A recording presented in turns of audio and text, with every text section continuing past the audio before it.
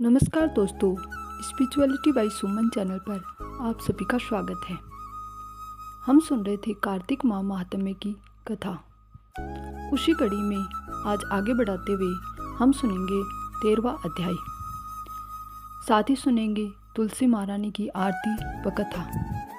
कार्तिक कथा को सुनो सभी सहज मन लाए, 13वां अध्याय लिखूं श्री प्रभु शरण में आए। दोनों ओर से गदाओं, बाणों और शूलों आदि का भीषण प्रहार हुआ। दैत्यों के तीक्ष्ण प्रहारों से व्याकुल देवता इधर उधर भागने लगे।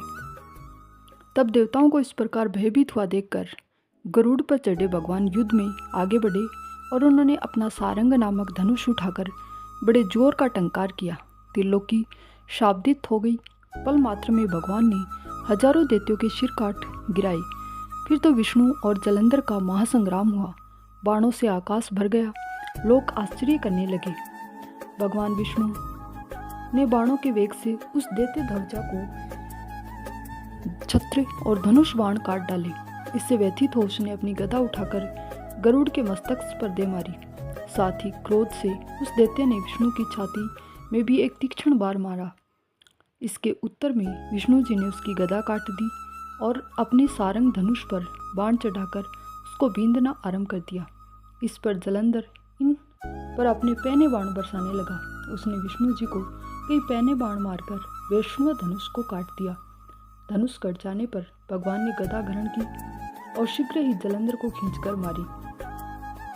परंतु उस अग्रवित अमोघ गदा की मार से भी वह दैत्य का कुछ भी चलायमान न हुआ। उसने एक अग्निमुख त्रिशूल उठाकर विष्णु पर छोड़ दिया। विष्णु जी ने शिव के चरणों का स्मरण कर नंदन नामक त्रिशूल से उसके त्रिशूल को छेद दिया। जलंधर ने झपटकर विष्णु की छाती पर एक जोर का मुष्टिक मारा। उसके उत्तर में भगवान विष्णु ने भी उसकी छाती पर अपनी एक मुष्टि का प्रहार किया। फिर दोनों घुटने टेक बाहुओं और मुष्टिकों से बाहु युद्ध करने लगे। कितनी ही देर तक भगवान उसके साथ युद्ध करते रहे। तब सर्वश्रेष्ठ मायावी भगवान उस दैत्य राज से मेघवाणी में बोले, रे रण दुर्मद दैत्य श्रेष्ठ, तू धन्य है जो इस महायुद्ध में इन बड़े बड़े आयुधों से भी भयभीत नहीं हुआ। तेरे इस युद्ध से मैं बहुत प्रसन्न हूँ। तू जो चाहे वो मर मांग ले। मायावी विष्णु की ऐसी वाणी सुनकर जलंधर ने कहा, हे भावुक, यदि आप मुझ पर प्रसन्न हैं तो यह वर दीजिए कि आप मेरी बहन तथा अपने सारे कुटुंबियों सहित मेरे घर निवास करें। नारद जी बोले। उसके ऐसे वचन सुनकर विष्णु जी को बहुत ही खेद हुआ, किंतु उसी क्षण देवेश ने तथास्तु कह दिया। अब विष्णु जी सब देवताओं के साथ जलंधरपुर में जाकर निवास करने लगे। जलंधर अपनी बहन लक्ष्मी और देवताओं सहित विष्णु को वहां पाकर बड़ा प्रसन्न हुआ। फिर तो देवताओं के पास जो भी रत्न थे सबको ले जाकर जलंधर पृथ्वी पर आया।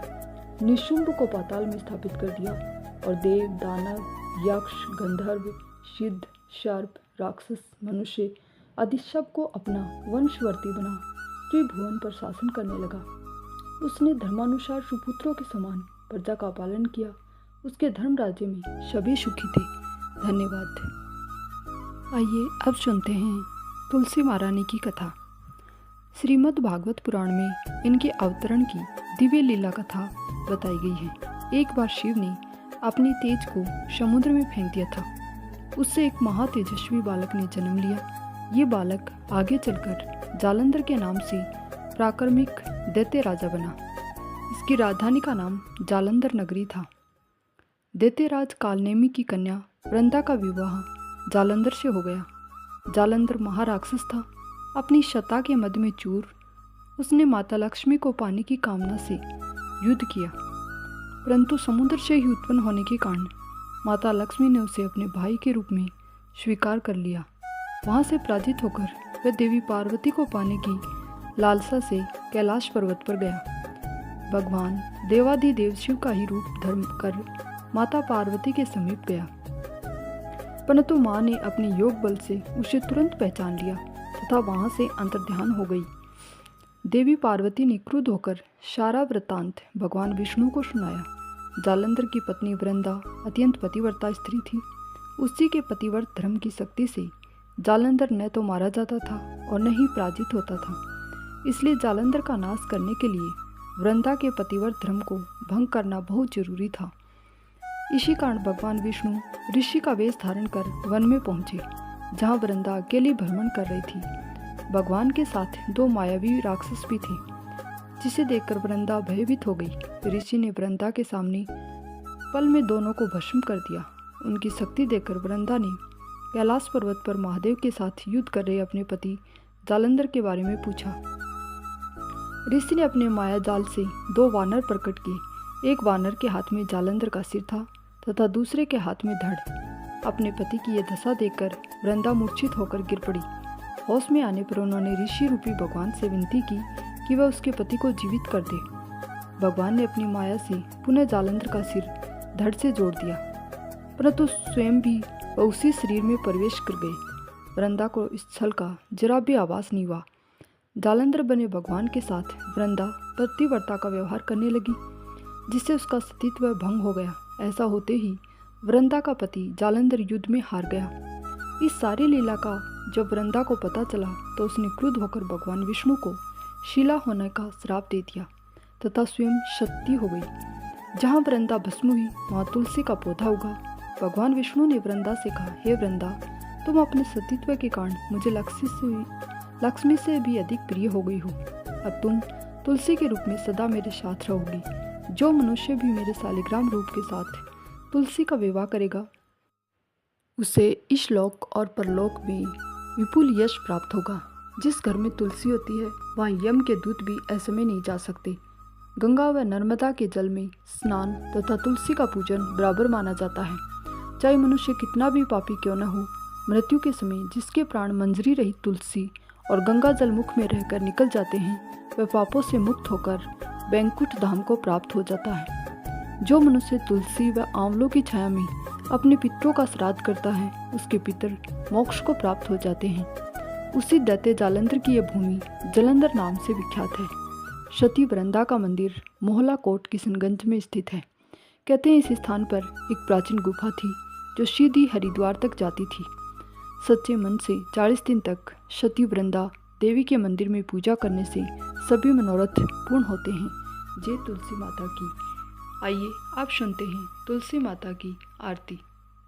जय जय तुलसी माता मैया, जय तुलसी माता, सबकी सुखदाता वर माता मैया। जय तुलसी माता, सब योगों से ऊपर, सब रोगों से ऊपर, रुज से रक्षा करे भवत्राता।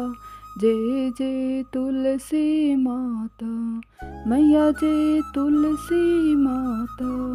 बटु पुत्री है श्यामा, शूरबली है ग्राम्या, विष्णु प्रिय जो तुमको सेवे, सो नर तर जाता। जय जय तुलसी माता मैया, जय तुलसी माता। हरि के शीश विराजत, त्रिभुवन से हो वंदित, पतित जनों की तारिणी, तुम हो विख्याता। या जय तुलसी माता, जय जय तुलसी माता। लेकर जन्म भी जन्मी आई दिव्य भवन में, मानव लोक तुम्हीं से सुख संपत्ति पाता। जय जय तुलसी माता मैया, जय तुलसी माता। हरि को तुम अति प्यारी, श्याम वर्ण सुकुमारी, प्रेम अजब है श्री हरि का, तुमसे है नाता। जय जय तुलसी माता। जय श्री हरि विष्णु भगवान की, जय माँ तुलसी मैया की। धन्यवाद।